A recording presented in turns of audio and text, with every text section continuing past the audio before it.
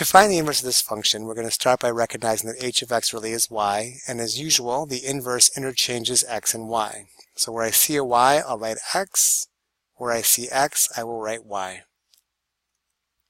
Now to get this y by itself, I do want to keep PEMDAS in reverse in mind. It does look a little bit intimidating, but I'm just going to do one thing at a time. This radical symbol does act like a huge grouping symbol, so I'm going to look outside of it to see if there's anything to add or subtract. Subtracting 8 from both sides, the left side becomes x minus 8. On the right side, these cancel, and I'm left with cube root of 5y.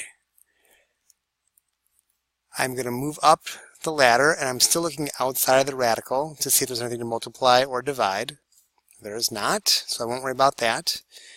I'll move up to exponents, and here I recognize that third roots and exponents are the same, two sides of the same coin.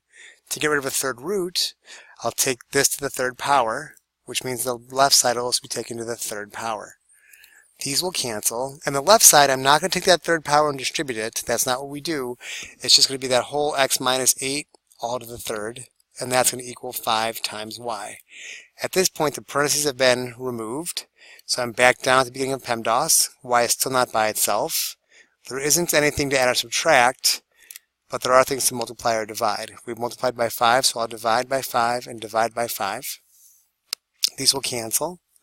So y will equal x minus 8 all to the third power divided by 5. And if I want to be super awesome, I'll replace that y with the inverse of h.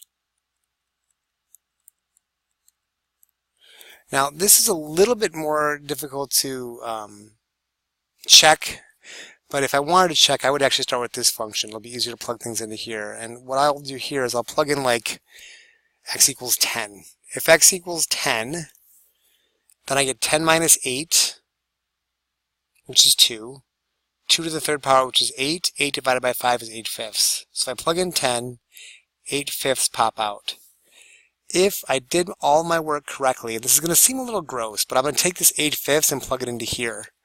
And you can do this mentally, but I'm going to write down what my steps are. I have to take the cube root of 5 times, I'll plug in that 8/5. That's a comma.